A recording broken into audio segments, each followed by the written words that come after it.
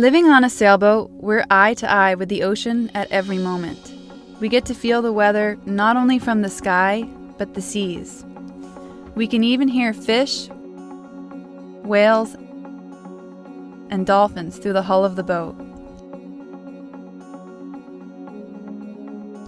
When we roll on the swell, day into night into day, we share this space not only with terns and tuna, but with local seagoers who have deep knowledge about the changes occurring beyond the shore.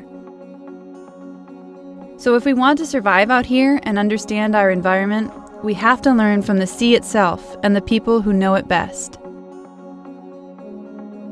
My name is Jessica Reilly, and I study the impacts of climate change on Latin America's coasts and oceans.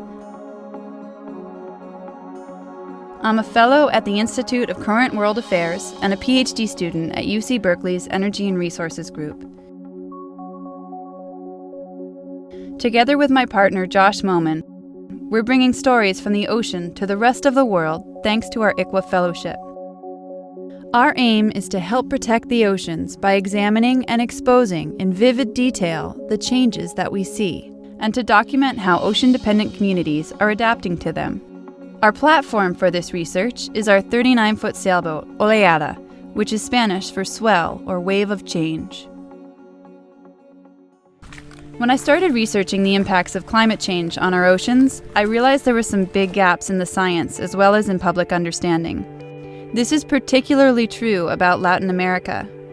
3/4 of the 600 million people in Latin America and the Caribbean live and work within 100 miles of the coast. So the stakes are high. If people are already taxed by the extremes of drought, flood, and heat, then sea level rise, ocean acidification, and increasingly powerful storms can threaten the lives and livelihoods of millions. The families who have lived on the sea for generations are a remarkable source of knowledge about ocean change over time. Until now, climate researchers have not tapped into this wellspring of information. So we set out to listen to and share these stories. We travel to different communities and gain unique access because our approach is from the sea.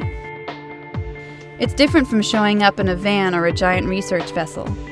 We are reminded by the people we talk with that our method of travel makes us approachable, and this means we get honest, candid interviews.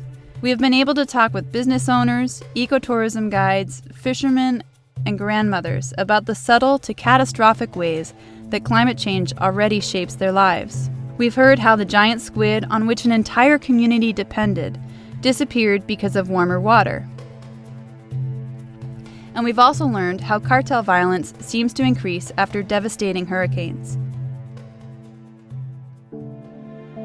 But we've also heard how establishing a national park with local fishermen at the helm can create a resilient ecosystem and community.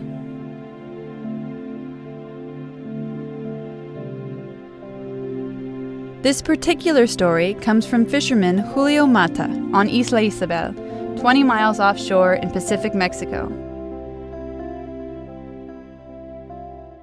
Over Julio's lifetime, he saw the island denuded by introduced species and fish stocks depleted. When the island was turned into a national park and World Heritage Site 13 years ago, he witnessed firsthand how stewardship could completely change the shore and the underwater world. The birds came back. The fish came back.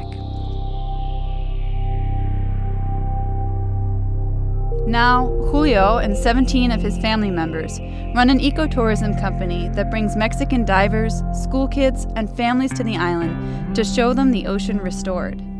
Julio believes that we can empower people to act by connecting them with the wild, natural world. In this way, communities and natural systems can be more resilient to the impacts of global warming. These are the stories I want to bring to the surface. Thanks to ICWA's vision and commitment to our project, we can combine the climate research with this crucial communication about our oceans. Because of ICWA's support, we can access these remote areas to share these stories that would never otherwise be heard. It's not just the sailors and fishers who have a stake in this. All our lives depend on understanding and grappling with the enormity of climate change. If we can get the message across about local solutions to global problems, we stand a way better chance of conserving the waters for the ocean ecosystems and for generations of coastal people to come.